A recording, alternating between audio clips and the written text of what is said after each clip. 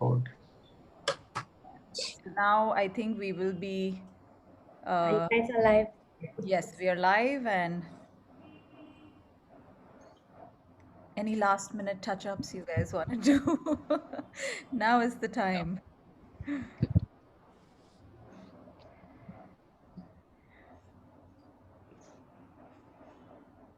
Great.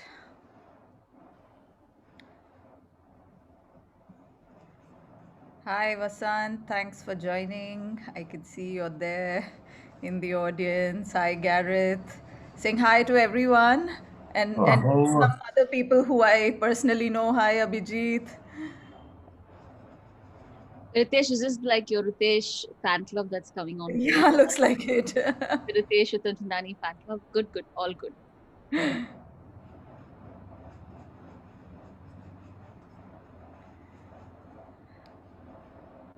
We'll just be starting in a few minutes, just letting everybody join.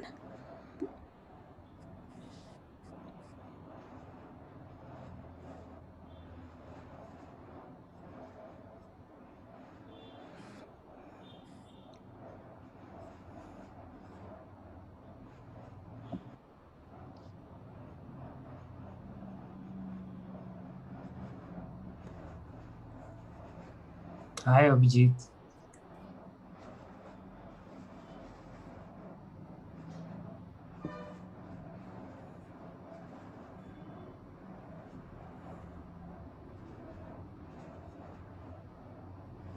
Hi, Kamna. Kamna is also here. Hi, Nida. I'm so glad all of you could make the time. Thank you for Hi joining, Kamna. everyone. Thank you.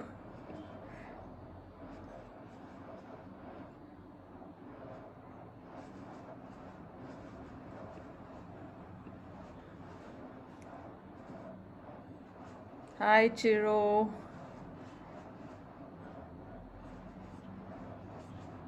I can see Ritesh's expressions as people come in. It's like,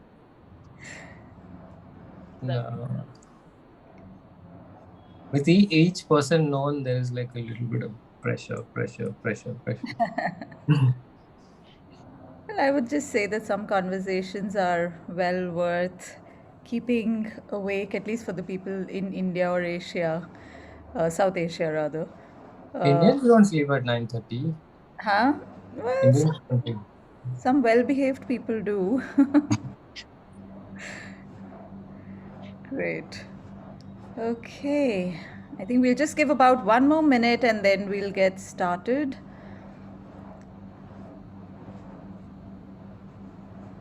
Hi, Sunil. Thanks so much for joining.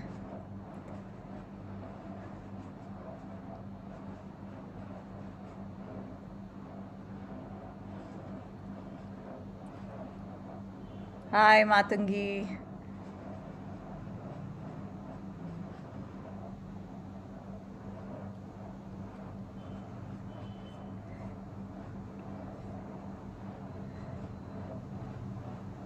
Hello, Chetan. Hello, Mark. Thank you for joining us today.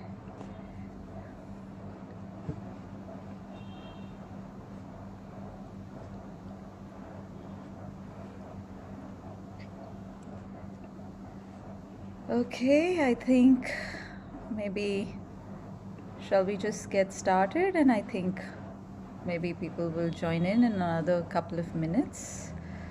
But good evening, everyone. So great that all of you could make time today to join us for the first of a four-part conversation with Suchitra Vijayan. Suchitra, thank you so much and congratulations on your book. I really hope that everybody gets a copy because it's a very important read. We would definitely encourage everybody to get a copy and spend some time with it. Today's conversation is a sort of departure and a return to the basic question and the very fundamental question of representation. And we also have with us today Ritesh Uttamchandani. Hi, Ritesh. Thanks so much for joining us. And it's great that we're all able to gather to kind of come together and listen to some of these conversations that have been going around, maybe, you know, in different corners, but it's very different when we can all come in and really critically think and observe as to what's happening around us, what is our work doing, who is it for, who has the right to do any kind of work that represents somebody else. But now I will hand over to Suchitra and to Ritesh to take this conversation forward. Thank you for both of you for joining us today. Thank you so much. Over to Thanks you. a ton for hosting this. Of course. Yeah, thanks for hosting us. Sure. Over to you guys. So where do we begin? Ritesh, you take it off. It's yours. So you begin. No. I mean, I've read your book, and I hope that everyone else, on who's listening to us is also going to get a copy soon, depending on the release dates in different parts of the world. It's a very important, it's a very difficult, yet like it's a book that I had to read twice, thrice, and I think that each time I read, I discover new bits. One of the lines that sticks, one of the lines that I can't. I would like you to talk a little about it. Is what they often speak of as justice was really a deep longing to make sense of their loss. And I keep going back to this line, and I keep thinking that how a lot of the stories that even I had to work on, they eventually don't result into too much of action, but it's, I can sense that the person who's talking to me is really just trying to find somebody who wants to listen to them at best. Could you elaborate a little on this? Ritesh, thank you so much for doing this conversation. I want to thank Suchi and everybody at Chennai Photo Biennale for putting this together, and all of you who have gathered at this time. This question of conversation is very important. I think it also kind of centers to this conversation we're having today, because the first time we started having these conversations in 2007, 2008, I think we were asking similar questions, but I think we were also much younger, trying to make sense of that.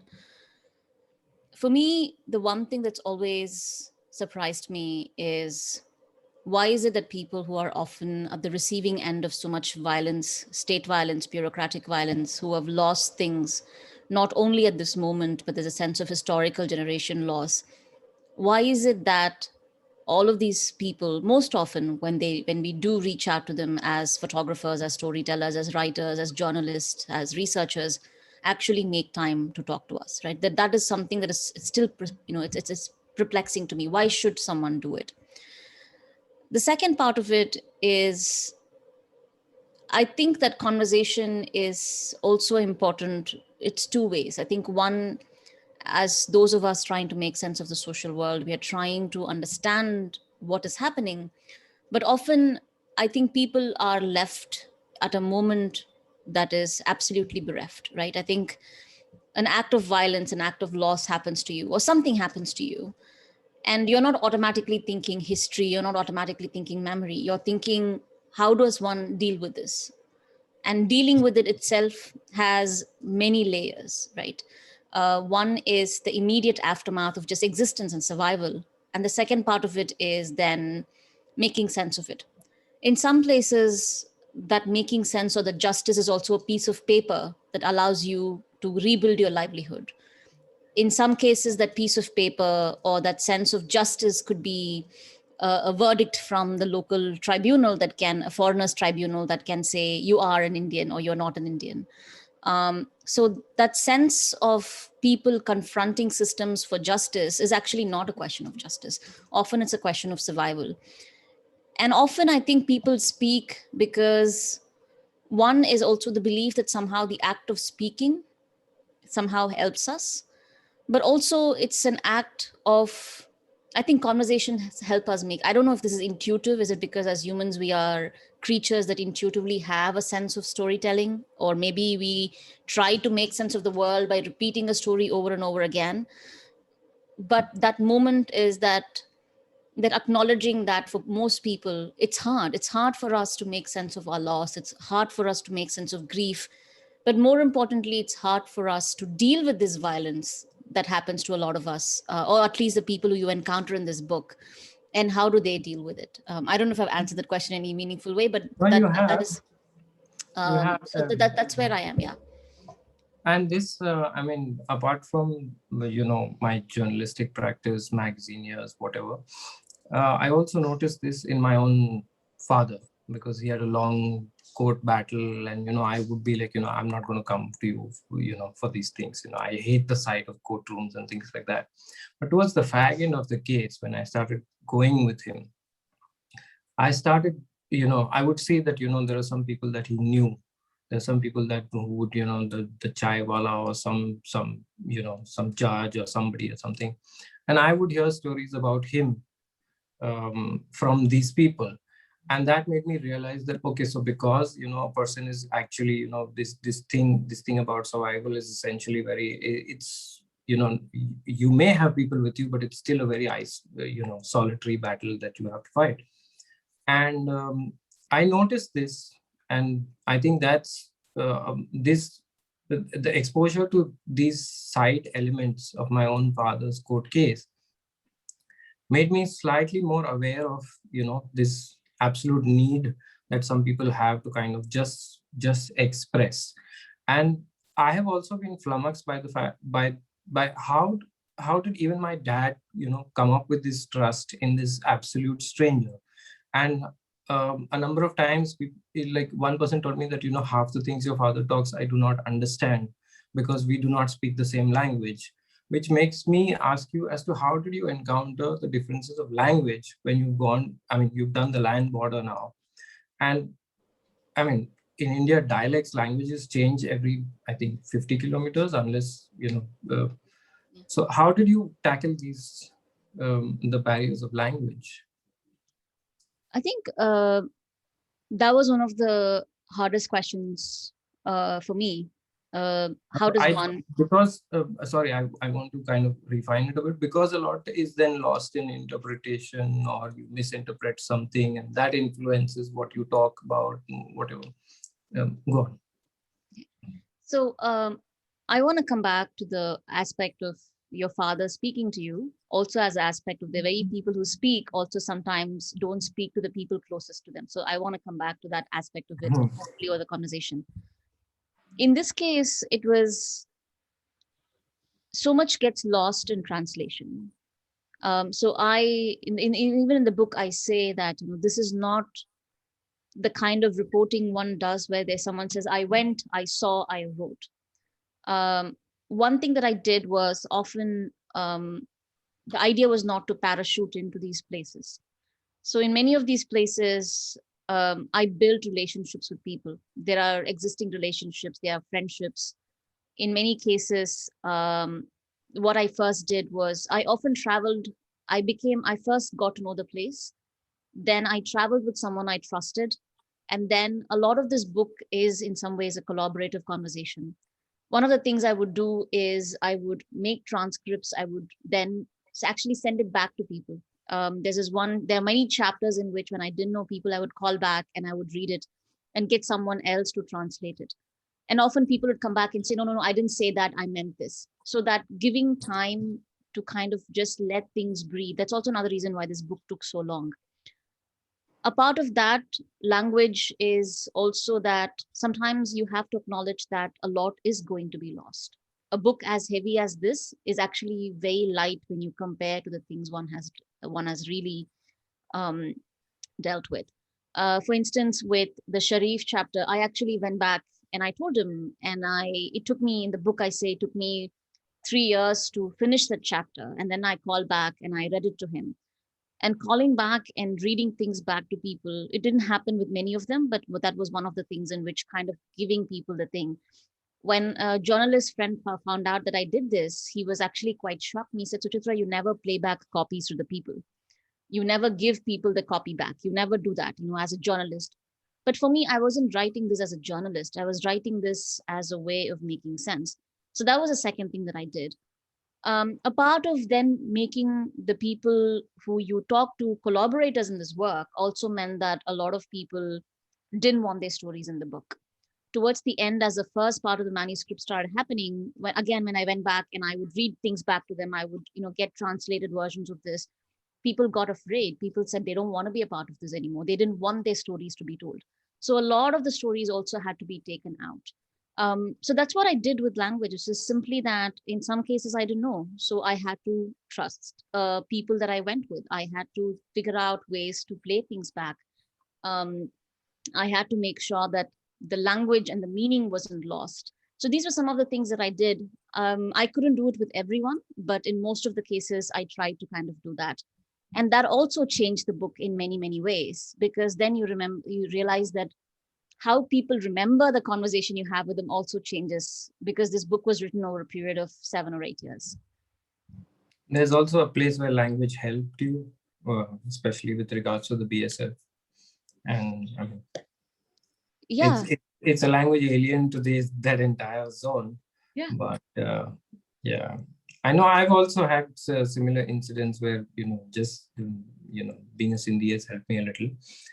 Which brings me with, like even the smallest of stories, even the smallest of reports that are filed,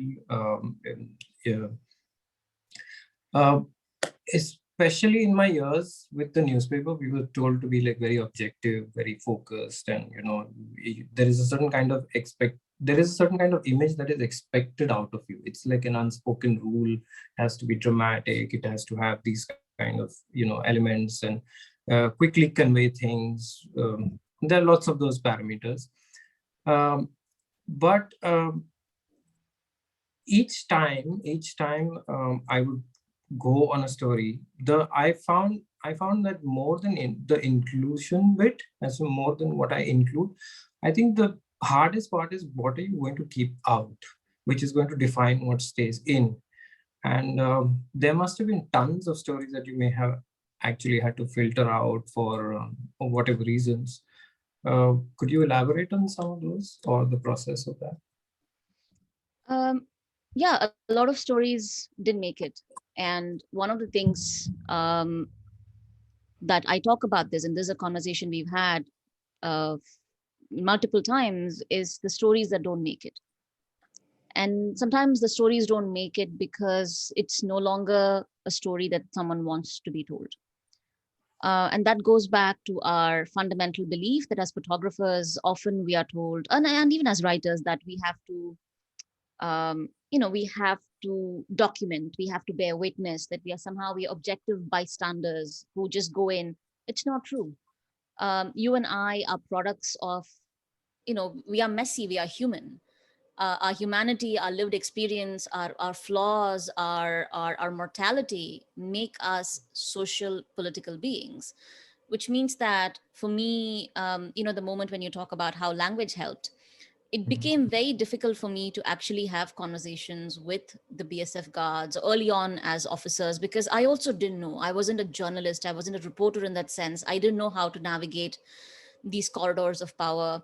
I felt more comfortable on the even within the margins of not being a reporter, but being someone who was just, observing. And that moment where in the tea stall, and then these are young boys who are speaking in Tamil and Telugu, and I am a product of a mixed caste, mixed state marriage, two states marriage. My parents are Tamil and Telugu, and I can speak both these languages, and automatically just speaking Tamil then made it easy for me to have those conversations. So that endearment. But the stories that I left out, for instance, even with let me give you an example of how the book went into. So we have two different publishers. So you have a UK, US publisher, and you have an India publisher. With the India publisher, of course, we are writing and we are talking in a time where people could get arrested for a tweet. Prashant Kanoji was arrested for a tweet. The books you hold can also be proof of sedition. Now everybody has a seditious heart. So how does one then tell stories? In this case, there were people from the NRC process, because I had interviewed all of them before the NRC and the CAA became news, which meant that many of them didn't want their stories in. The Gujarat part, there is no Gujarat in the book because people didn't want their stories. The parts of Rajasthan stories, um, I just took out entire stories, not because I didn't travel, I didn't ask these questions. People no longer felt comfortable telling their stories, or those things had to go away. For instance, in the book, when I was writing the acknowledgements, I took out names of people simply because I was afraid that if, it did happen because someone that I acknowledge actually had their house raided. Um, because, so in that sense, everybody, journalists, interlocutors, fixers, photographers, anybody who has even a minimal public facing role, the act of naming them could become dangerous. So there are people who I don't name in the acknowledgement because I'm afraid that something could happen to them. In the India book, I pulled out photographs of someone because in this case, again, this appears in the US UK edition, and I didn't think about it because when we were going through the editorial process, I also had a brilliant editor who worked with me understanding these things. She came back into, and also in the book we make sure that the people mentioned here, we also had to in some ways remove. So in some places you'll find a name, a vague geographical location, but not the actual street. In this case, the person's name was there, their photograph was there, the village was there. We tell them that this village is just a few minutes outside the main road. And then she was like, is this safe? Then we were like, maybe it is, but it was again. And then what was interesting was that somebody kept saying, but Suchitra, it's a stunning photograph, why do you want to take it? It's a stunning photograph, why do you want to take it out? So it was not about the stunning photograph anymore. We made a call to take that photograph out because then it was too much of an identifying information. And if something happened to this person because of the function of the book, then you're not bearing witness. You then become an accomplice in the state to create that. So all of that happens. So in some ways, it's hard to put together a book like this, especially if you have people who are collaborators. If you make the people whose stories you tell collaborators on the project, then you have to respect their wish to remain silent for now or not be a part of this book. So in that sense, it was a very difficult book. I rewrote this book, I think 8 or 9 times. And I think you've seen multiple versions of this book. I think I sent you a first version and then I sent you the second version, I think. So in that sense, yeah, I've seen it in passages, in like yeah. chapters and things like that. But I was like, also, even the first passage was a surprise to me because I had no idea you were doing this. I was like, what is going on? So it brings me to, you've said it multiple times to multiple people. Is I still don't know as to what was that exact moment when you're like, okay, I'm gonna do this book. I'm gonna tell the stories of on the absolute edge of this country, and like came, like I'm still not clear as to how you arrived at this idea, how you convinced yourself that this works, that this could be something. And of course there's family involved, and how do you also got a child. And so I mean, it's not really a very easy topic, because I've been to some of the places that you're talking about. Even as a man, these were not the most easy accessible places. So what are the kind of issues? Okay, we know language, we know politics, we know this thing, but I have noticed this, and this is going to sound very, very trivial to a lot of people, but whenever I have gone with female colleagues for stories, they have a really hard time, because I feel that this country, for whatever kind of design we have, is largely designed and set in place by men. And in some cases it's like, okay, some previous ruler has put this in place, so it still works and we are still using it types. So I mean, I'm amazed as to how some of the women reporters and photographers work in this country. And very recently I was doing a pre-pandemic, I was doing a story on women cab drivers, and they were telling me that there's really nothing, in a city, forget the border, forget, and what were, could you tell us about what are the kind of other challenges apart from storytelling that you must have faced? Because there are some really horror stories that other photographers have come back with when they go on rural reporting assignments. Um, I think the things that worked in my favor was that from the beginning, everyone told me that a book like this could not be written.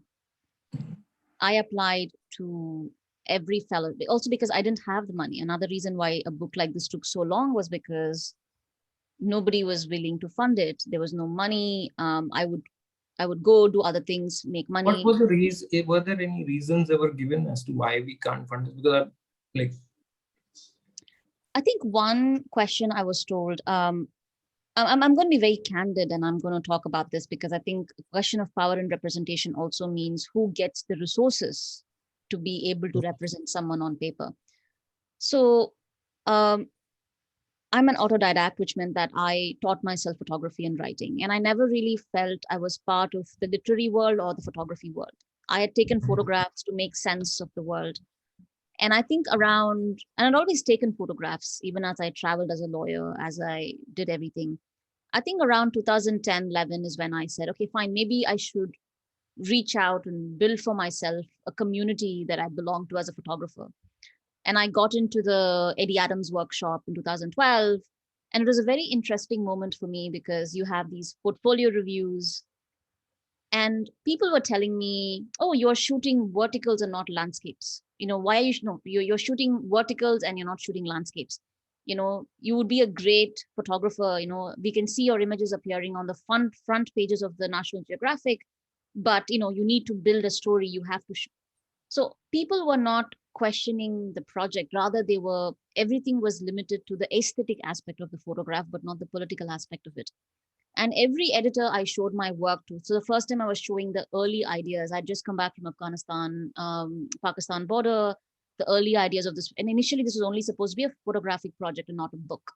I was thinking of a scrapbook made of books, images, maps, minimal text, people's, collecting poetry. Now that idea seems very vacuous because then I wasn't really when confronting you the would be question. the artist, no, you would not necessarily be the storyteller. So, that book proposal now, if I go back, it looks very vacuous, right? But every photo editor that I spoke to said, this is too ambitious. You can't do it. Why would you do this? Like, one, it was too ambitious. Two, they felt I couldn't do it because it was either too academic or not academic enough, too journalistic or not journalistic enough. Or people were like, oh, somebody is working on this, why don't you? So the point was, people were in being really well-meaning, people were often pushing you in the direction where they thought the money is. And often when you go in the direction of the money, subconsciously, because when I was doing this, I was still in my 20s and I still felt, I had to make a name for myself, somehow even fellowships and these things felt like a very important part of the work. And by the time I had come around, I realized that the project in front of me was no longer the project that I wanted to do. So at some point in time, I just said, you know what, I'm just going to, if it means that I'm going to work a 9 to 5 job and then do another consulting job for another 2 hours a day, I'll do that and I'll make the money because I will take that money and go do it. I applied for writing fellowships. I applied for academic fellowships. The point is that everybody felt that there's something wrong with it. And often I was told it was too ambitious. And as a young person, if you're consistently turned down and you're told that your idea is not good enough, it's It very means it's difficult. good enough. Maybe, but also it's very hard, right? Because all of a sudden you don't know because so that was one part of it. And also my privilege also meant that I could say that, and then I had very well-meaning friends who would come and say, you know what, why don't you come to this portfolio review? Why don't I connect you to this editor? Why don't you publish? Why don't you get some money? Again, everybody was trying to make this into something, again, all of them well-meaning. None of this was malicious. All of them were genuinely well-meaning people. So I just told myself, no, I'm not. After the one photo essay that I published, which I was not particularly happy about, I said, you know what, I'm not going to do this. This is my great hurrah. If I do it well, I do it. If I not, I don't. And it was not easy. So that was the larger aspect of just working on a book like this.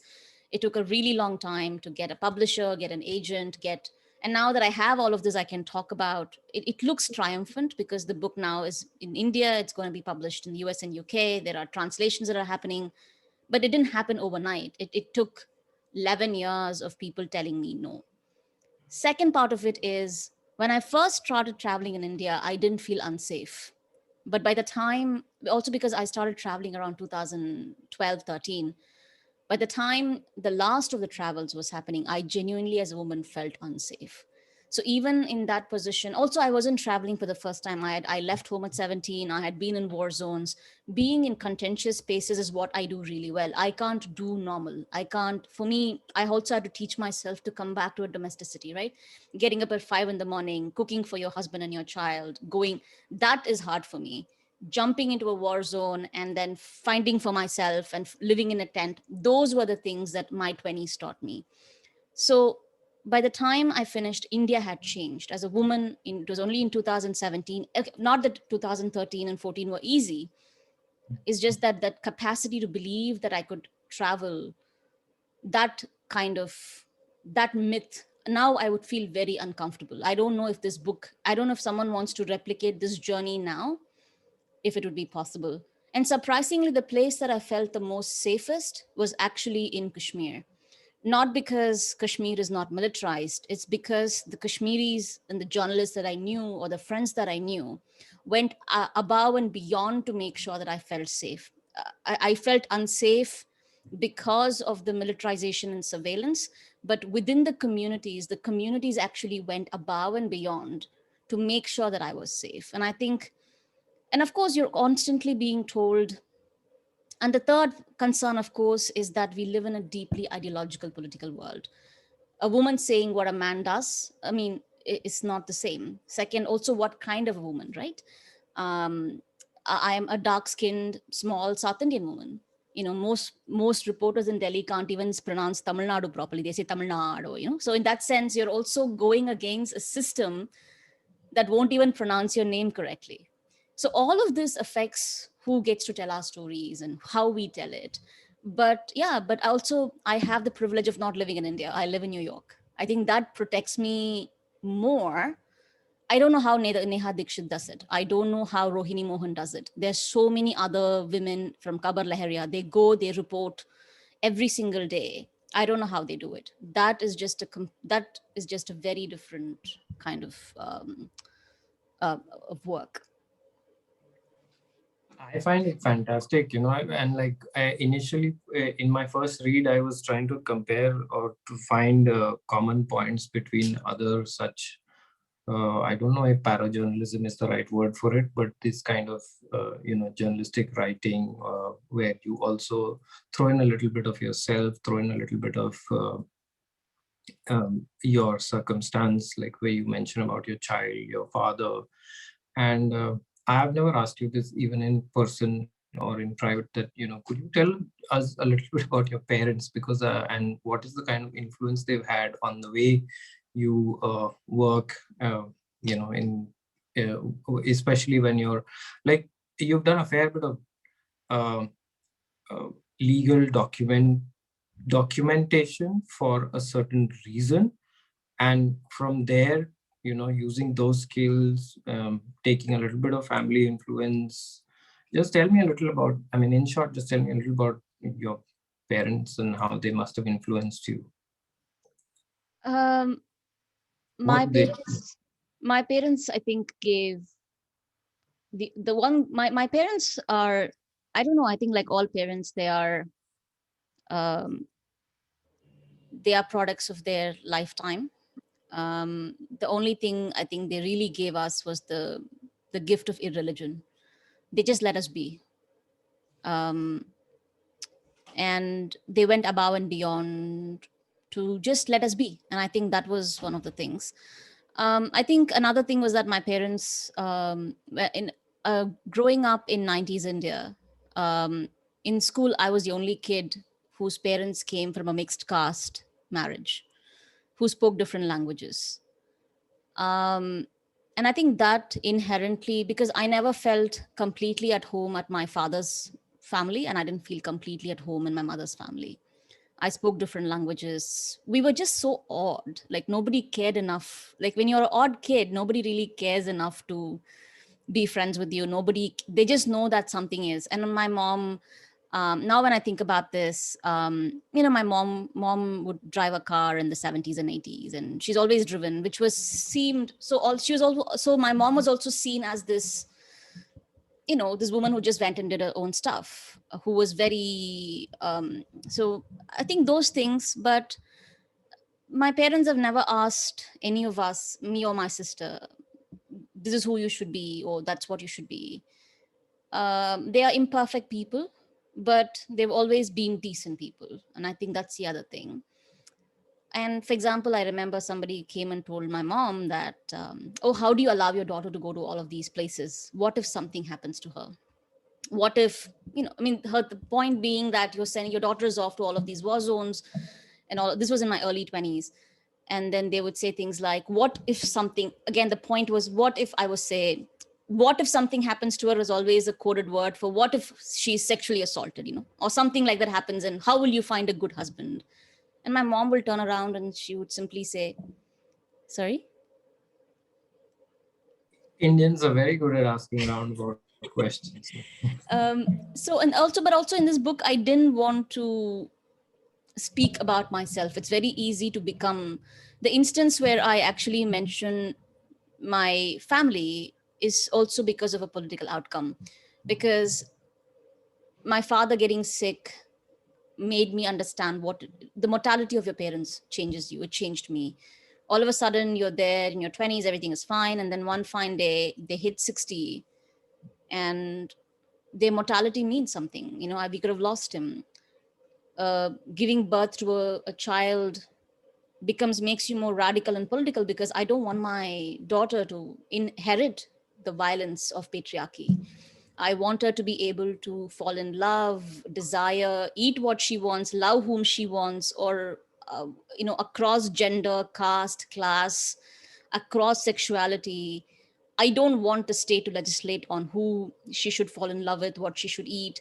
So even when I mention these people in the book, it's because there is a larger structural conversation. Of course, my dad's assault when I was 10, seeing state violence played out against him, already primed me for understanding how violence plays out in your life. Of course, I was very privileged. My dad was still alive. The privilege of caste and class protected me in many ways, but that happens. And I think, again, we've had this conversation about you also writing your parents, their status of leaving Sindh, coming here as refugees, the story of not telling. I think your parents have a huge influence. Again, at least where you grow up has a huge influence on the person you become, especially if you're someone who chooses to be in this community where you're either telling other people's story, either you're documenting other people, whether you're thinking through all of that. Yeah, my parents were kids actually, so they are not married or something of that sort. But I've never truly, my dad has made a conscious effort to not tell me things, which goes back to certain portions in your book where people do not want to tell certain things to their own family. And you come out of, like, there is an instance where you come out of the room and you're like, somebody saying, hey, he never told me this about, what happened. So there were revelations that would happen. And I guess this kind of blocking that was done with two reasons. One, my dad didn't want me to be a coolie, carry his load onto myself and then carry that forward somebody has to be, I guess, stern and kind of put an end to, how much you can pass on. And there was also, I think, because he didn't want to pass on too many of these things. So it made me actively seek out or look for these kind of exchanges in other people. And, so working as a journalist, the way, like if you're joining the army or if you're joining something, they hammer a lot of things out of you, because who in his right mind is going to pick up a gun, go 3,000 kilometers and shoot some random guy? You have to be a lot of intelligence, a lot of empathy, a lot of love has to be hammered out of you to be that way so that you follow orders, right? So I felt that at some stage in journalism, that was what was happening to me. And once I kind of got out of that, I realized that there are all these other little influences that were probably subdued, that were probably not recognized, that started coming into play, and that started again re-influencing the kind of pictures that were being taken. And yeah, I mean, there is this constant struggle between being the assignment photographer, being the personal photographer, and it's something that I think all of us have to grapple with on a daily basis. Ritesh, I actually had questions for you as well. I still One have of a huh? you can't. No, no, it's Go okay. on, go on, go on. No, go on. I didn't mean to cut you off. No, I've also lost like a fair bit of diaries and notepads and things like that, and I'm very curious as to how you recreated the notes for an entire chapter after having lost the diary. Yeah. Um, Because see, not because I'm not asking in terms of the physical thing, because first there is a loss of thought in translation, in interpretation, etc. And then you come back and then you're trying to rebuild things, and it's a very risky position to be in. so this is in relationship to for those who haven't read the book, there was a particularly intense conversation about where one of the people that I interview in a remote Kaimangan region in the India-Burma border. This is in Nagaland. Uh, for the first time, this person narrates their history of sexual violence, and this person is really old and they've never spoken about it. And so it's already an intense moment where, for the first time, someone is talking to you about this, and then we step out, and then again in the process, few things happen, and then I come back. I get stopped, and then I come back, and then I come back to the thing, and I realize that the notes is gone. It was very frustrating because I had a lot of, because trauma has an effect on how you remember as well. And my biggest concern was I didn't want to go back and re-traumatize someone. You can't go back, and this is something that you learn, or I learned long before I became a lawyer. I was, long before I became a writer, I was a lawyer, and a lot of my clients were refugees who had fled war, who had lived with sexual violence. And often I felt that the system that we have to ask them questions, tell us what happened to you, tell us, oh, the Eritrean police came and picked us up. And then inhumanly, I would have to ask back, what time did they come? Was it 6:30 or was it 7:30? How many cops were there? Was it 3 or 4? People will say 3 or 4. It'll be like, no, tell me, was it 3 or 4? What uniform were they wearing?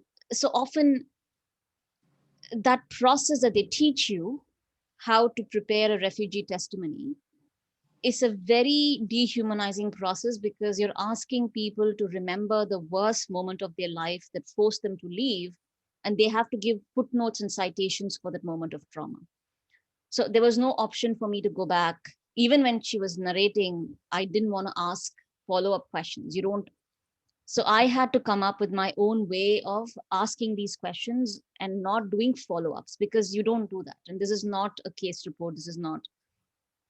So when I realized that I lost that, and I was angry because of what had followed and happened and the reasons why I lost it, I didn't trust myself to tell the story. I very quickly wrote down everything. I picked up my recorder, and I still have that. I started crying and I started recording. Okay, this is when I went. This is what happened. So my first instinct was to record everything, because then everything was in my memory. So I had the recording, and then I sat down to start remembering and writing down whatever I remembered. And at that point in time, I chose that in the first book proposal, this story doesn't appear because I didn't trust myself to tell the story. And then even in the book, if you look at it, you'll see very little, I only details that I remembered, and I remember with absolute certainty. For example, there were names of the army officers who had been part of this event. But there was no piece of paper, because the paper where I wrote, I lost the notes. So that doesn't appear in the book. So whatever I could remember and whatever I could corroborate with the person sitting next to me who was with me when I was having this conversation, even they didn't remember many of the details. And towards the end, after making the initial decision not to tell the story, the decision became okay, because that's when real life comes in this process of having, between the time I interviewed this person, locked the notes, decided not to tell the story, and finally finished the manuscript, Me Too had happened. I know a friend of mine who went through some very severe trauma, went to court, and the Indian courts did a terrible job of saying some very terrible things. And I saw other women live through violence, sexual violence, and constantly being asked to provide citations. And having witnessed that, I said, you know what, it's important that this goes out. In whatever form it is. Sorry? In whatever form it was. In whatever, again, I only put in information that I could verify. I only put in information that I remembered. I didn't put the name, but again, that's what real life, and also in the book, that's how real life affects you. And that's when I say, as photographers, as individuals, we are messy, we are human.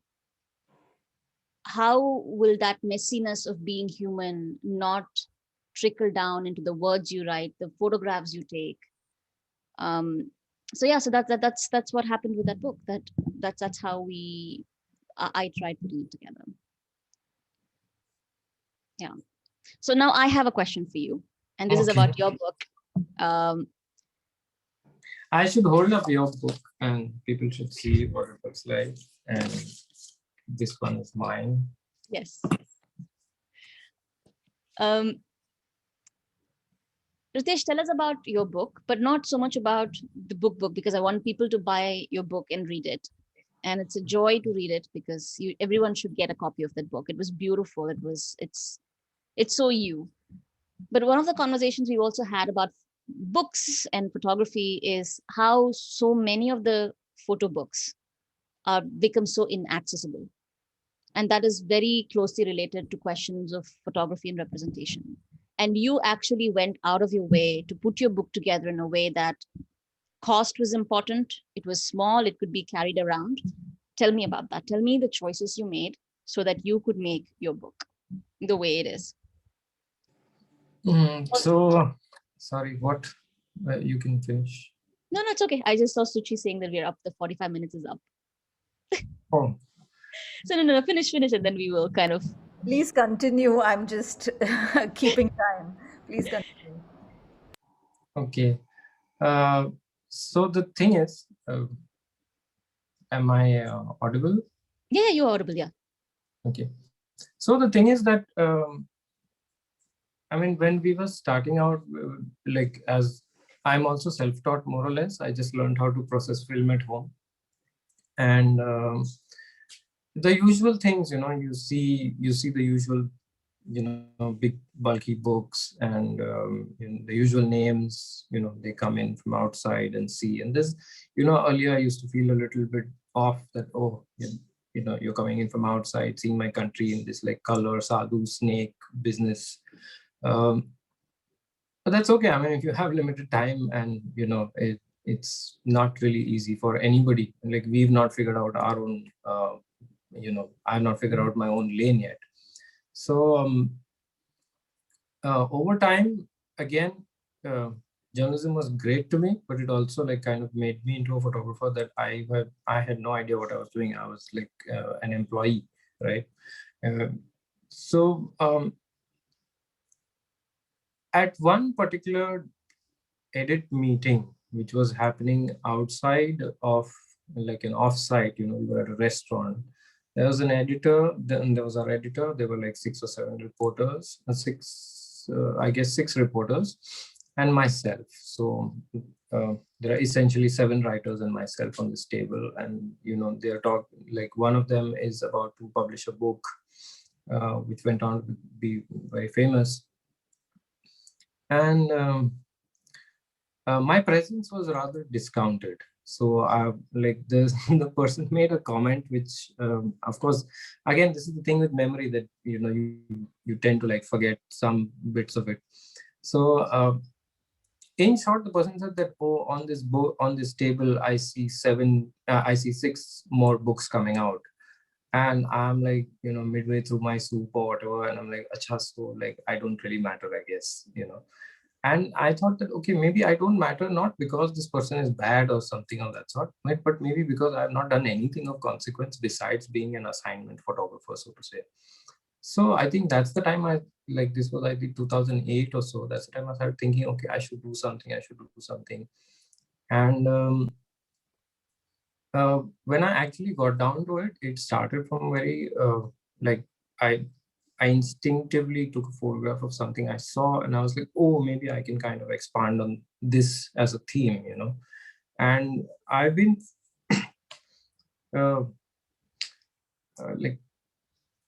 like I have those books. I have a cupboard where I can keep these big, bulky, coffee table books and stuff. But I always found them to be very inaccessible in general. Like, okay, and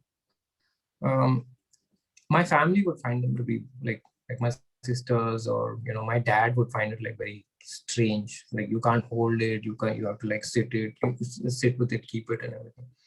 So I had some things in my head that I'm not going to do it this way. I'm not going to produce it that way. I'm not going to have a hardcover. I'm going to have it lighter. I just made a list of things I don't want to do. And I think I began from that point. So I didn't want to have like, okay, it's very easy to say this is like, oh, yet another book on Bombay, it's like a travel book or something. It's not, for me, this is my native place. Like, I'm born here, so I can't really say, I go to the village during my summer vacation. This is my village, this is my city, this is my earning place, this is everything. And like, I've seen the way it has been represented uh, with these typical cliches, with the slim pickings, low hanging fruit, um, I felt that maybe because I'm from here, I'm thawing. I'm like, I can see that I'm using my own memories of growing up, my own influences, my,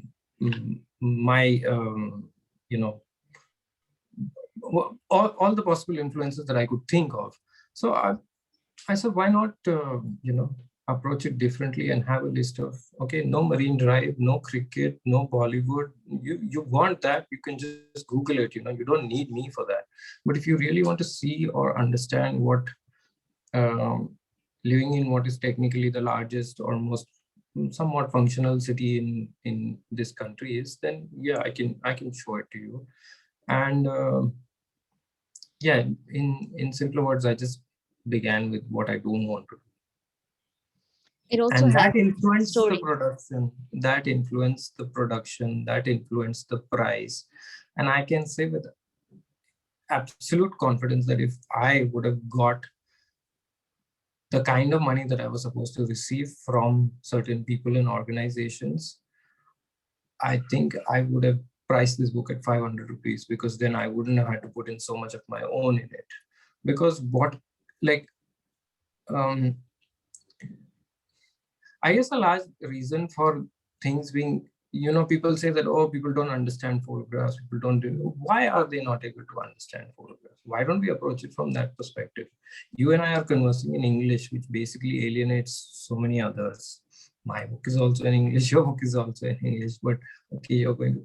So these are like, if I had the kind of resources that I truly wanted and I could have generated, I would have probably priced it cheaper, found a way to kind of reach out to people who do not speak English, etc. Which is also what, kind of influenced the way I went about marketing it, going door to door, delivering it myself. because then I could converse with them. I could talk to them. There are lots, 50% of the book's customers are non-photographers, more than 50%. So it's like, so I think as a community, a large portion of the blame for people not understanding our work is also the fact that maybe we are not giving it a hard enough push. We are doing enough, but I guess we need to do a little more, I guess. I know we have a bunch of questions, but I'm going to have one last question to you, a more pointed question. Do you think a lot of photographic books or work then just is focused on making it very obscure, using language, using, I remember someone once said, you have to put on gloves to touch a photo book. So that you think that a lot of this by process or by structure is just inherently alienating? I'll just put that question and then we can start taking audience questions. I think there should be room for both forms to exist.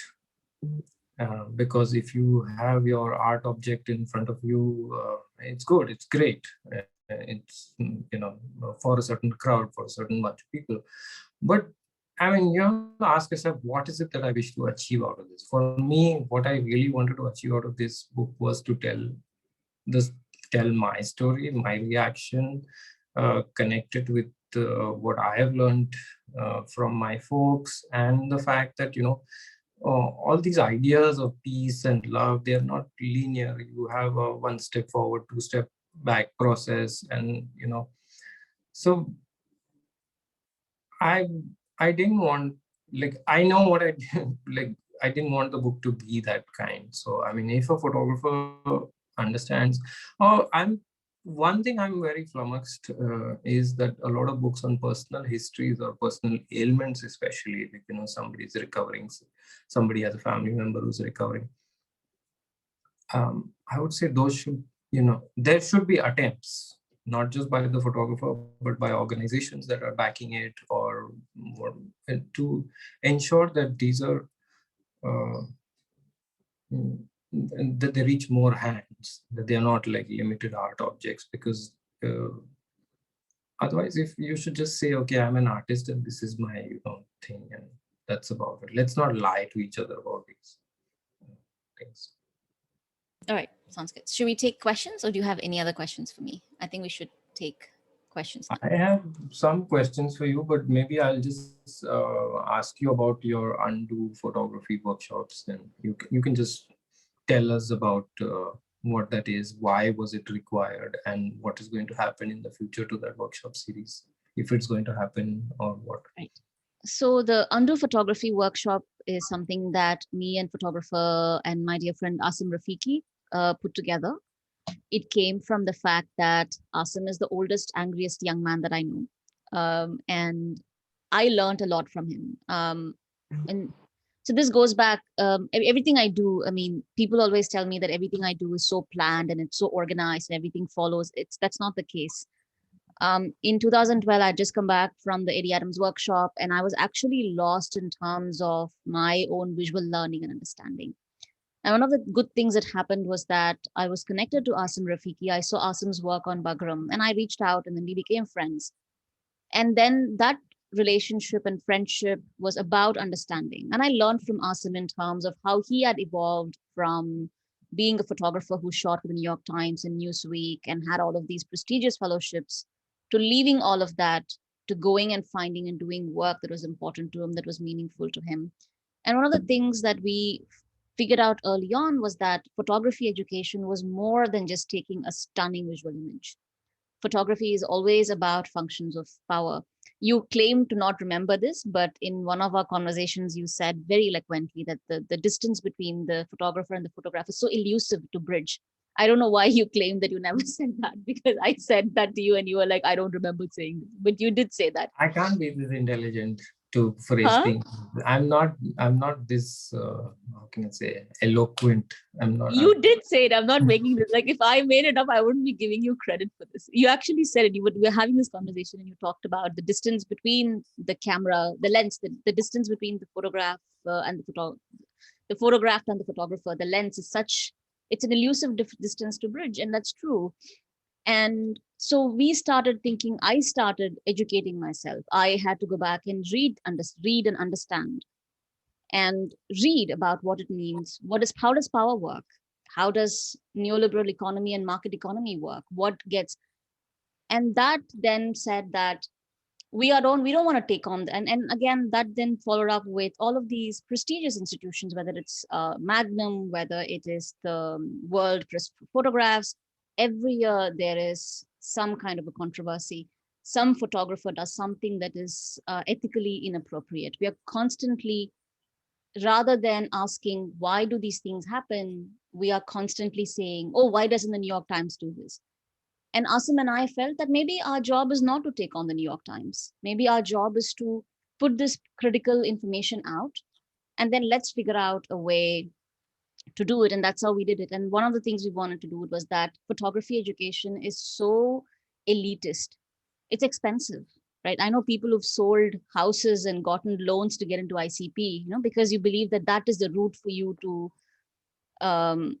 So one of the things we decided was that this photography workshop would be free, that anything that Polis Project did would be free, that knowledge would be free. And we would open it up. So the first round of folks, I think we had 6 or 7 folks, and they were all interesting people who came from different walks of life. Some of them were photographers, some of them were not. Some of them were trying to use photography as a medium. And half of the class was just giving people that pedagogic critical tool, which meant that how do we think about power? How do we think about, how do we critically look at James Narquay? What is wrong with the Times, a Time photo cover of photographing a young Black Sudanese woman half naked as a way to talk about rape in Sudan? How all of these are deeply flawed. And then the second part of the photography workshop was then not telling people whether you're shooting landscapes or verticals, not telling people whether their photographs are visually stunning, but looking at the projects that they want to work on and how do we then build on those projects. One of the projects was about colonialism in Philippines and how that even to this day affects land rights, right? So early on, this was like, so the person was actually afraid of, or not afraid, was not sure if a project like this would make sense. The other project was actually about somebody who was looking at documenting white nationalism in the United States. And 2 days into the workshop, this young journalist said, there's a problem with the way we document white nationalism, because you're always showing these skinheads with Nazi tattoos. And we think this is a spectacle, this is the fringe. It's not. And I think and then this young person, this journalist said, we have to ask the question, who gets to document this? Only a white person with a certain kind of privilege will even get access to a white Nazi group, because race becomes an important aspect. But why don't we talk about everyday use of racism? How do we then depict it? How do we depict housewives who believe that Black people do not have dignity or brown people do not have dignity? How do we tell those stories? There are no answers, but the first 2 days of just giving people that critical work, they just started coming out with, just fantastic ways to respond. And this happened just before the CA NRC protests. And initially our idea was that, again, this was generously funded by the Murthy Nayak Foundation. When I reached out, I didn't know who I was. I reached out to Mr. Vasant and he initially said, yes, I will do this. So that little bit of funding then gave us, so that made it possible for us to make this workshop free. So all the expenses were taken care of. Our idea then was to take this to India. So we would take it not to Delhi, Bombay, Madras, but we would take it to smaller cities, smaller towns. Again, all of this would be free. And then COVID happened and we're all stuck here. And we want to keep doing this. We want to make this education free. We want to make sure that this is accessible. But I don't know how to do it. Maybe again, we're also having this conversation that maybe COVID is a time to do these things because now so many people are online. So I don't know. I don't know where we are going with that. But hopefully, fingers crossed, I think we will do more of this. Once all of it. Questions are a good start. Okay, so let's take the questions. No, I meant that these questions are a good start. We may not. Oh, yeah. Questions are a good start. Yeah, it is. I don't know. I mean, I don't know. Some days I just think of all of this and I'm just exhausted and I feel like I need to not do anything. Yeah, it gets tiring at some point in time. You although it sounds very strange and mildly elitist that, oh, you also get tired listening to things and pondering about these. But it's human, it happens. Yeah, it does. So should we look at the questions? Yeah. Okay. This is from Aniba Singh. A few questions around building community. How did you build and maintain community that would nurture you and your work, especially when geographical proximity was not conducive to this, when you did not have access to established networks? That how did you find people connect with, and how did you approach them? How did you build trust? I don't know. Ratish, how did we become friends? I don't know. I mean, Ritesh has actually been one of the people that I've harassed the most over the last many years. He's also the reason why I was able to find Mr. Bhavan Singh, who appears in the book, and interview him. I've always been very lucky to find people um, who've been very generous to me, who've gone above and beyond to do things for me, who've looked out for me, I think it starts from a place of trust. And then also because, look, when you don't belong to certain networks, I didn't know what it meant to be a part of a photography network. I still don't know many photographers in India. There are people whose work I like, I reach out, but I think it starts with a place of mutual respect and generosity and just being good and decent and following up on things. I don't know. How do we build community, Ritesh? I don't know. You Same should thing. ask Ritesh if I've been a decent friend, because I don't know. You should ask him. No, I guess it's just the basics. It's nothing very out of the ordinary. And I guess that when you see, I mean, I received a lot of support from the community when I did my book. And of course, I'm also not necessarily part of the art crowd, so to say, but it was good. And I guess if people see merit in what you're doing, then, and if you're honest and clear about it, then plus also, sometimes there is like an unspoken trust that develops between like people. There's really no way to explain it beyond this. Yeah. There's no like 1+1 formula for this thing. Yeah. Also, just turning up. I think that's important. Sometimes it's not about what people say, it's about just turning up. And for me, that is very important. You just turn up for people, whatever you can. Maybe that's how you build trust. You build trust by just turning up, being there, being a decent person, making time. It's not easy, but um, I've also sought out people who are like me. For example, when I meet someone whose work I like, I then reach out and I say, hey, I would like to talk about your work. Um, Sometimes it's just, I don't know, it's been about being, trying to be decent and good.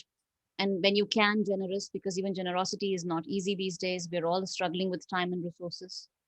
But yeah, Ritesh, there's a question for you. What is your recommended soundtrack while you're reading your book? While reading your book, what's a soundtrack that someone should listen to? There are many. I had made a list. I can send it across. I think each, but as a response, there's my very dear friend Anurag Naidu, who is a very prolific pianist, brother of an equally prolific singer by the name of Shilpa Rao. When Naidu received a copy of the book, he read certain passages and he made one small piece, I think half a minute or something. And then, it was very beautiful. There's a certain hint of melancholy in it, but I didn't want to influence him in any way and be like, okay, no, let's go in this direction. So he's made like 16, 17 very small piano pieces, if I could call it. I don't know what the technical term is for that. So I mean, at some point in time, if I can share those with people. But I mean, it depends on which page you open, what you see, and that can influence. Yeah. I can send the list though as to the songs that I listen to a lot. while I was making it, because a number of times I would hit roadblocks and I would start listening to a lot of motivational stuff. So yeah, very What angry, motivational stuff? Give us some motivational very stuff. angry, heavy metal, nothing else, but like usually that. Okay. This is from, okay. Do you have doubts whether to tell the story of someone else, even if you're their friend? In the case when you're not part of a particular, or in the case you're not part of the particular community, when one thinks about not having faced challenges and problems that they have faced and questions of representation. My question comes from my own doubts as a researcher and a point of view of positionality. This is a very, I mean, it's a great question, but it's also a very difficult question to answer. So I don't know how to answer this because there are two aspects of it. One is, and this is something that I regularly speak about, which is who gets to define, articulate, depict our social worlds will affect how we think about things, right? So if you depict a certain community in a certain way and that community is only depicted by certain people, then but at the same time saying that only anointing only a certain set of people should do something also makes it problematic. And this goes back to the question of often you say, you know, we need more diversity or we need more representation, but then the question becomes, what happens when you have brown and black people or BIPOCs who have a seat in the table, but then replicate the same structures of storytelling and that benefit the power and not the people rather than structuring it? So this is a question that is always something that I struggle with. Second point is that I've said this before, I don't write from a place of knowledge. I don't say that I know this, so I'm writing about this. I started this book wanting to make sense of something. And there are ways, positions, ethics that I had to come up with for my own self to make sense of that. In terms of actual work, I think things that I follow, I do not know if this is something that works for everyone. Also, I do not know if this is the right thing. And I've also kept changing my own sense of what it means to document.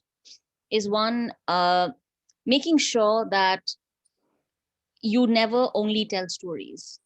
The story is only a building block to critique the structures of power and injustice.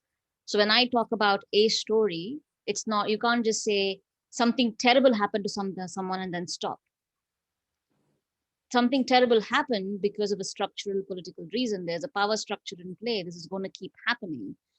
An act of violence, an act of injustice, or even an act of just existing doesn't just happen in isolation. So that's this is something that Asim used in the Undo photography workshop as an example, is how there was this really stunning, visually stunning story on how Senegal was losing its fisheries, and it was beautifully photographed, but ends there.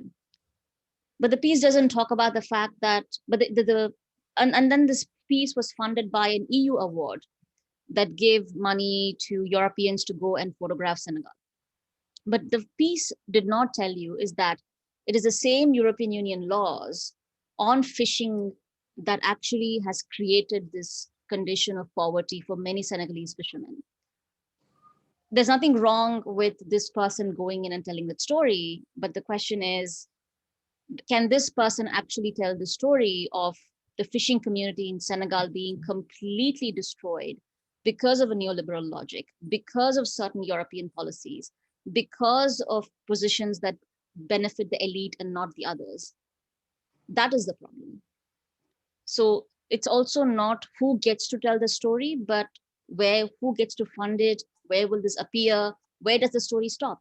The story can't stop with, oh my God, look at these poor Black Senegalese, look what's happened to them.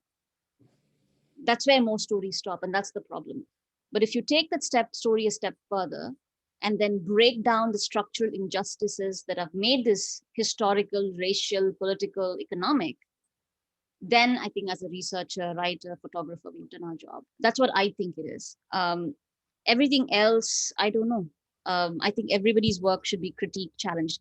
I'm sure this book, even in a year from now, I will come back and I already know the mistakes in this book.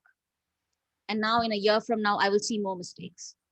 10 years from now, I will load this book, because that's how growth is. Because there are things in this book will no longer make sense 10 years from now. I'm not talking about the stories, but as an ethical practice, as someone who is thinking about what is right, what is not. And I think that's how I think about it. Ritesh, do you want to talk about this? Yeah, I have the same sentiment. I've in fact started reading my own book already, but it's. I had this conversation once with a photographer in Calcutta, and um, I live in a gated. I mean, I'll scale down things a bit. That I live in a gated complex in Bombay, and for me or for any of us, even when we are starting out or something, it's so easy, or it's so easy to go into, say, a space like a slum where doors are open, spaces are confined. You can just walk in, you can start documenting, chronicling, etc., and then you come back to the comfort of your house. Or in terms of say you look at the current scenario, if you're living in a containment area in a slum, you cannot escape the testing, which means that you cannot also escape the data collection that is happening, right? Whereas if you switch the table, you come to my gated community, I'm in a position to say that, listen, I'm not going to allow you inside, I'm not going to talk to you, I'm not going to get tested, I'm not going to show you my paper, I'm not going to. It's very easy. My privilege allows me to say that I'm not going to do certain things. But if we truly want stories to be told, this is like now just a one way of doing it, right? Man, woman from a reasonable background goes into a certain way. What if that person from the slum suddenly picks up a camera, marches onto the gated community and say, I'm curious about you guys. I'm curious as to how you live because you're curious about me. I'm curious about you. Oh, come on, man, open up your doors. Let me come. Will we allow that to happen? Because now we are aware of how we are going to be represented and who is this person. So there is a certain aspiration, ambition that they aspire that, okay, I want to be like this or I want to be like that. That's why let's allow this person. So it comes. There are these long conflicts with images, and I don't know the right answers for it, but I think we should kind of ponder about it, which means that also, when you hear of, oh, the photographer talking about his own community, fine. I want the crisscross to happen. He's done his thing in his community. Let him now invade your own community or some other space. I'm done with these things. Suchi, do we still have time? I think we have one last question, or should we bring it to a close? No, I'm sure. Just take it on. Okay. Conversation's going really well, and I thought you had lots of questions in that thing, but well, What? they're continuously coming in. So I mean, it really depends on how many you can take.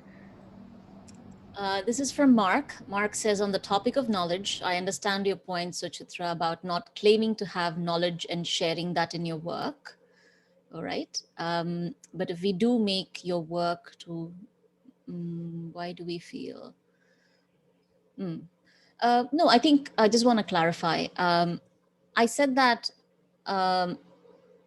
what I was trying to say is that often I try not to speak from an authoritative or a professorial tone where I say, I've done this, this is it, I'm pontificating. That's what I am very wary of, because a lot of people do it. There cannot be one book about the border. There cannot be one book about, there can never be one thing about, anything. Rather, my point was that because we all start from I definitely start from a place of not knowing. And when I produce that knowledge, I want that knowledge to be open to critique. I want it to be open to certain kind of fluidity. I definitely want it to make, of course, I'm sharing and creating knowledge, but the knowledge should not be about claiming something as the ultimate truth. It should be a point of departure to have conversations. And when Suchi and I were having this conversation, one of the things we talked about was that, yes, this book exists, but there's so many things in this book that I did it because I learned from other people, right? It's about conversations with Ritesh. It's about conversations with Asim. It's about learning from other people. So that knowledge as not ownership, but knowledge as a work of community, friendship, generosity. That's what I meant by it. Of course, one should always speak their mind. One should speak, it's very funny. My daughter is 4 years old, and in their preschool, she gets shy, and her teacher says, Mira, you should speak loud and proud.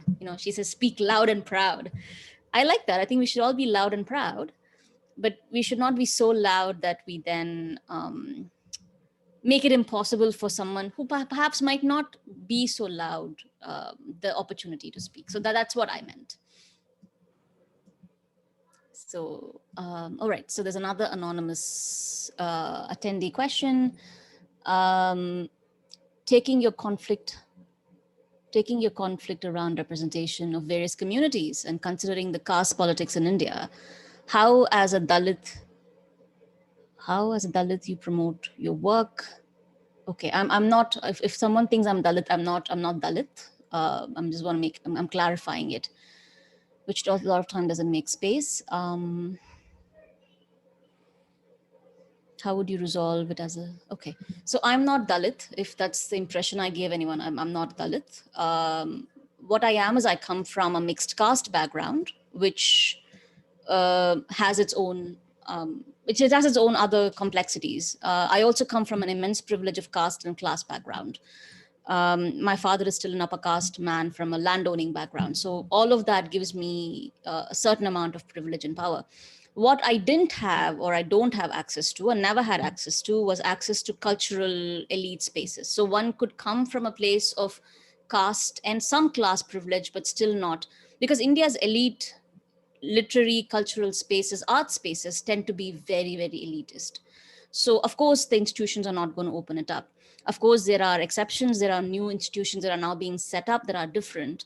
So no, it's very difficult. You really need to be a part of a network. And sometimes, again, a conversation that we've all had on and off is a lot of the work that we now do is because nobody actually wanted to show our work, right? Even with the book in India, only the Hindu reviewed it, and I think, and a few other spaces I've had conversations. None of the mainstream media has even touched this book, right?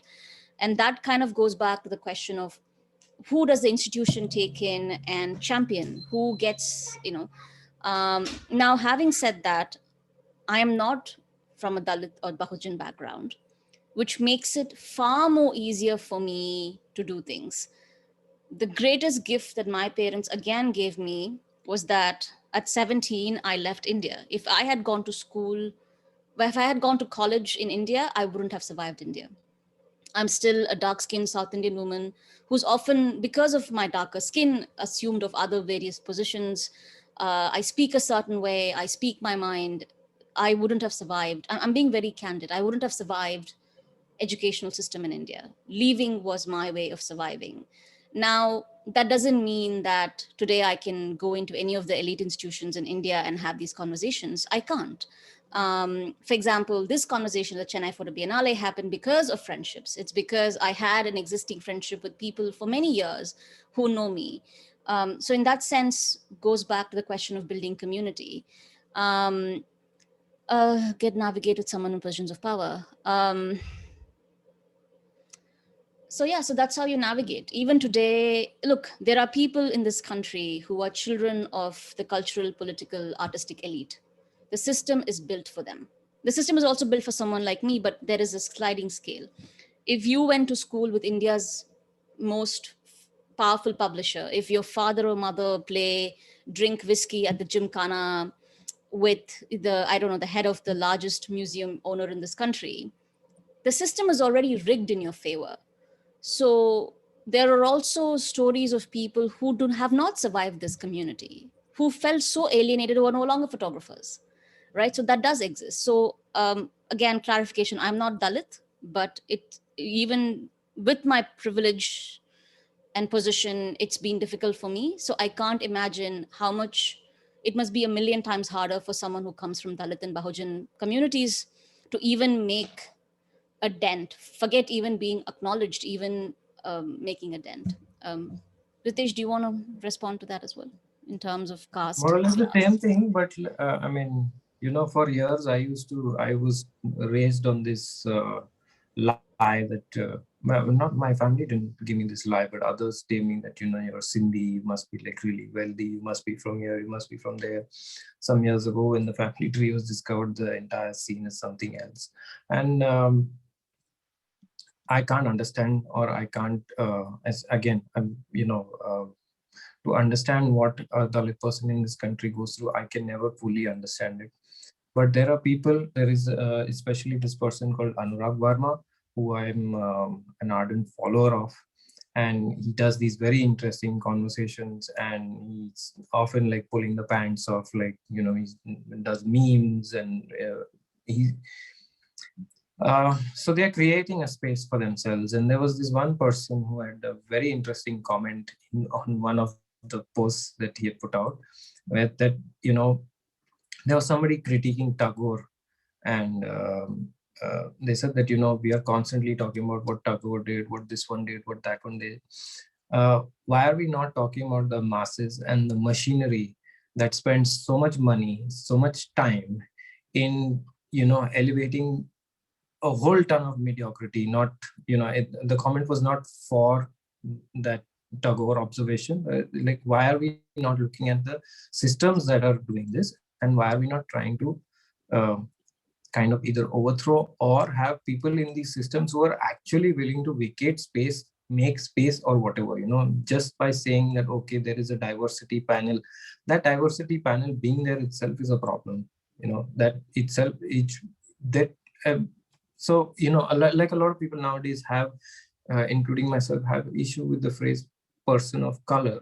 There is your I don't want to kind of expand on it. Everybody knows what the problems could be with that phrase. So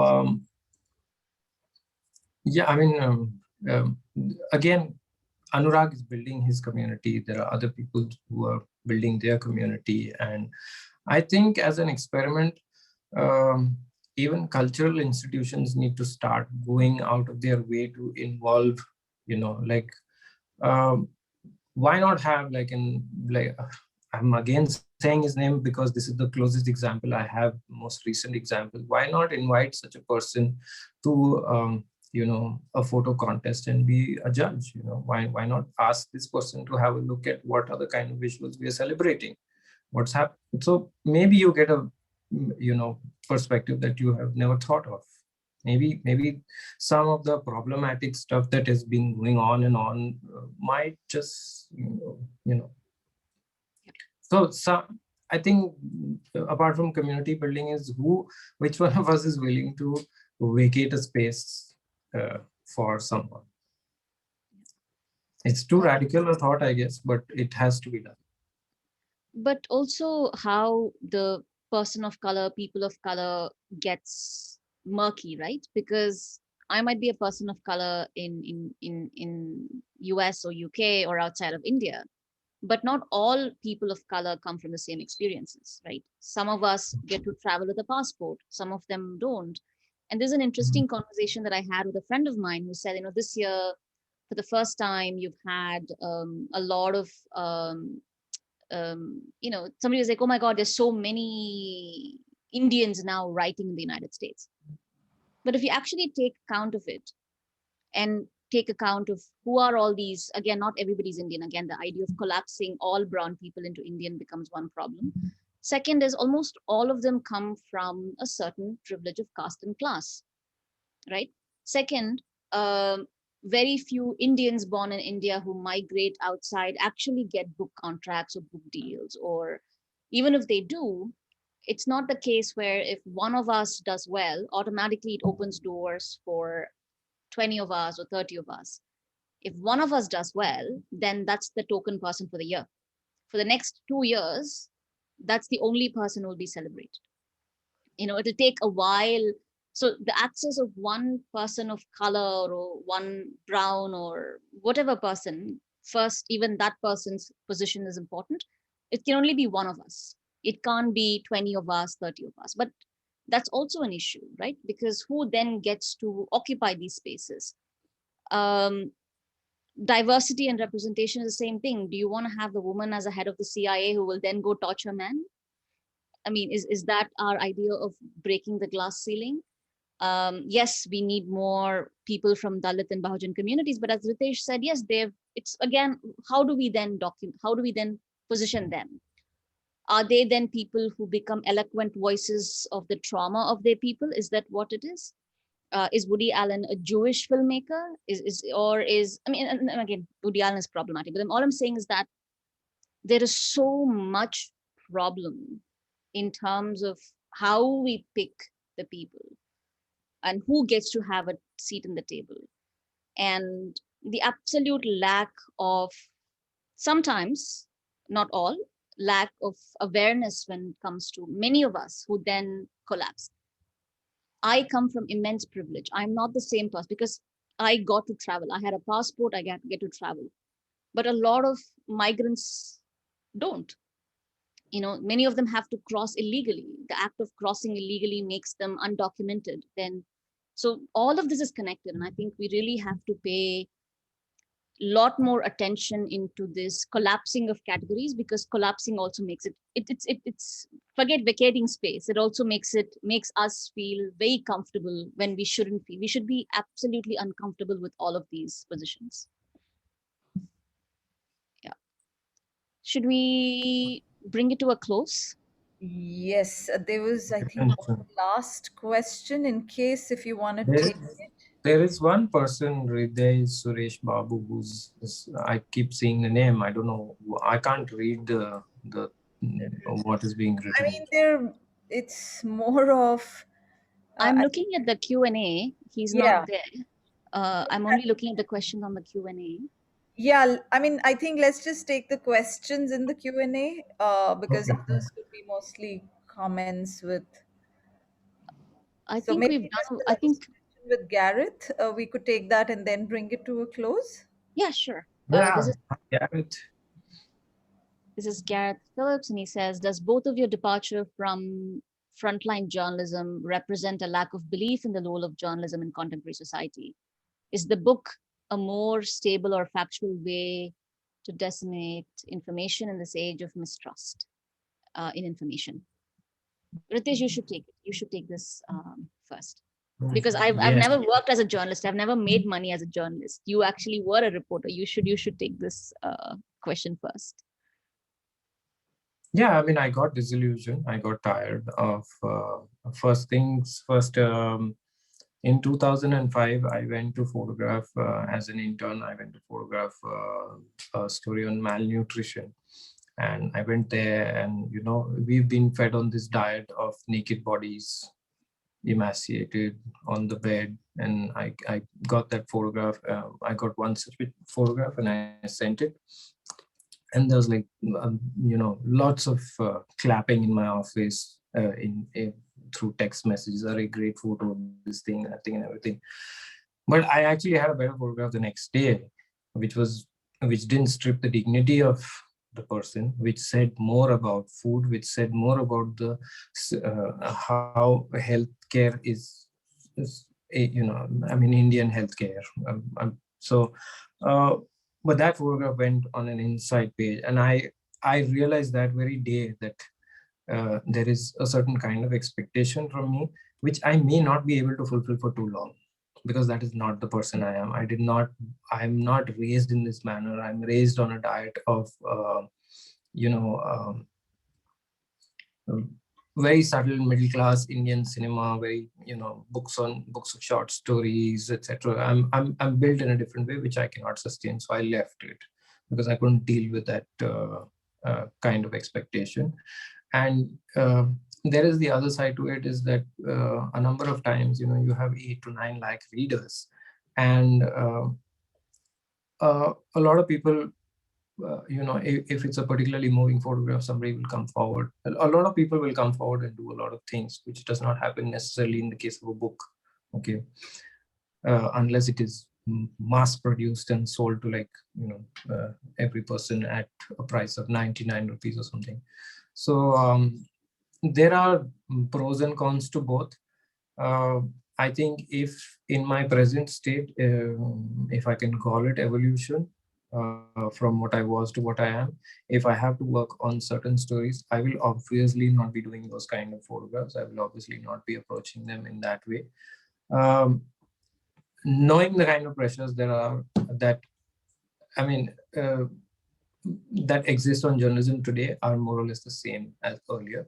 Only thing is it's gotten a little more muddled. There's a lot more misinformation. So that is a collective problem for everyone, not just me. And yeah. In my case, I've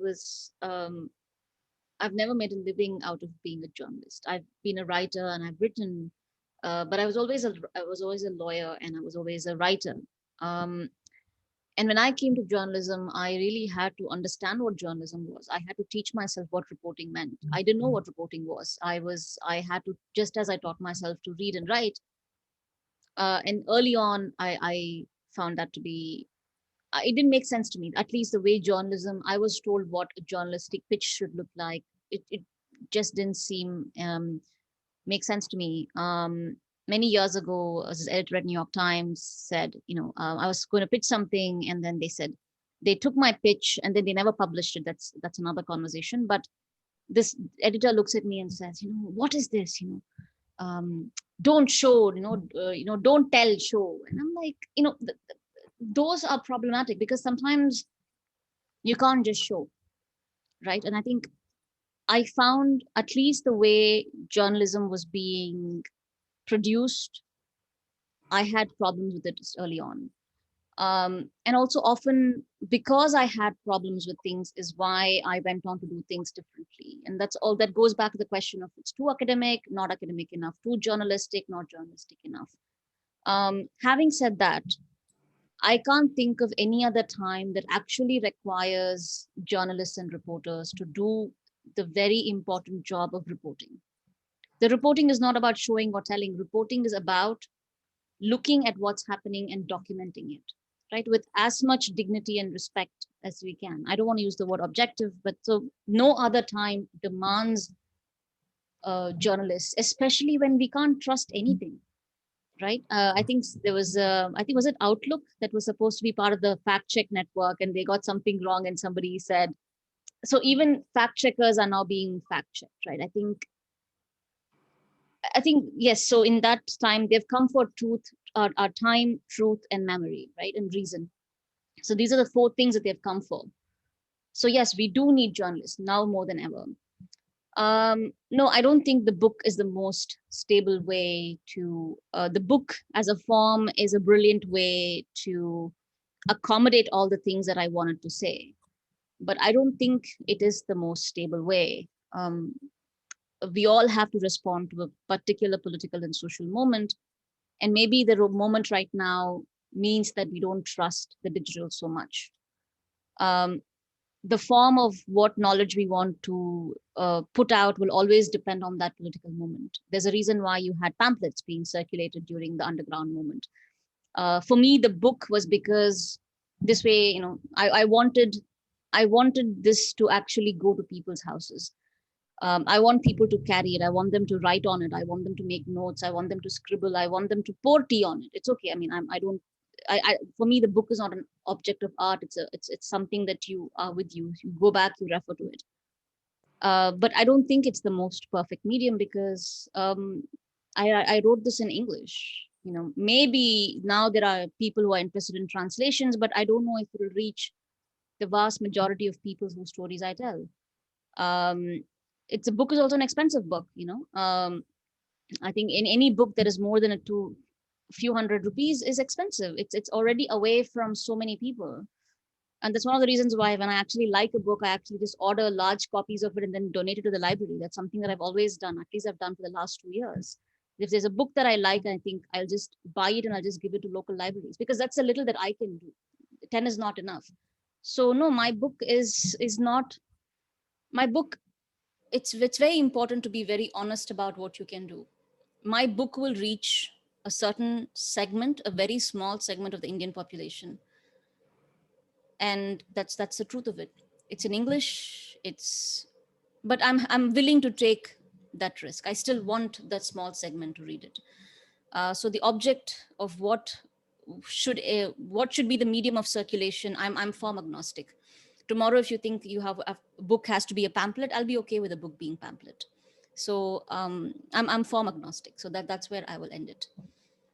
I think should we end it? Yeah, Yes, sure. on that note, on that note, thank you At so the much, end, both of you. everybody wants to go. Thank you so much. I think it was a fantastic start to this series of conversations that we must have.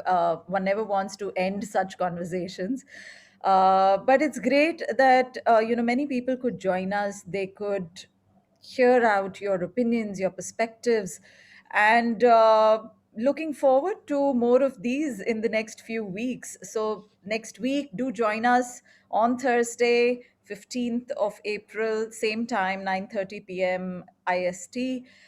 We look forward to having you all with us, and do buy the books. We've shared the links with you. Please do buy the books, give it to friends. It's the least we can do, and do support journalists, artists, everyone, because I think a lot of the work that gets done is not only not recognized, but also undervalued. And therefore, this is the least that we can do, guys. So, thank you so much once again, Ritesh and Suchitra. Next week, we will meet you all, hopefully, on Thursday, where Suchitra will be in conversation with sorry, I get his name Sinthujan wrong, Varathraja. Sinthujan Varathraja. Thank you. Thank you so much. Suchi, thank you so much Thank you for for this. hosting us. Oh, sorry. Thank you for hosting us. And Ritesh, thank you. Thank you so much. Thanks for this conversation. Thanks for being awesome. And And send you the thanks for being a balance decent question. man, which is also an anomaly these days. Thank you. Really appreciate it. Okay. Yeah. Thank you, everyone. I Bye. would also, lastly, just before we leave, I wanted to thank Photo South Asia for really helping us put across all these conversations. So thank you so much. Thank you. Thank Good you. night, everyone. Bye. Good night. Bye. Bye.